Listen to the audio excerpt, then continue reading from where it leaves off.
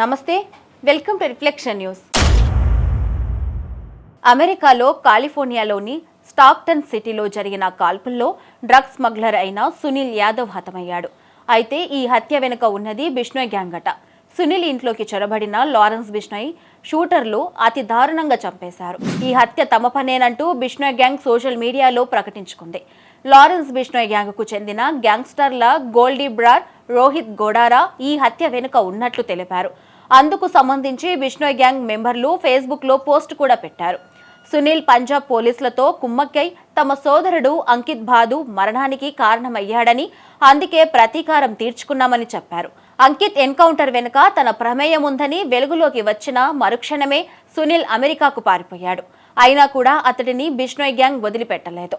శత్రువులారా సిద్ధంగా ఉండండి, మీరు ఈ ప్రపంచంలో ఎక్కడ ఉన్నా మిమ్మల్ని అంతం చేస్తామంటూ బహిరంగ హెచ్చరికలు మరోసారి జారీ చేసింది బిష్నోయ్ గ్యాంగ్.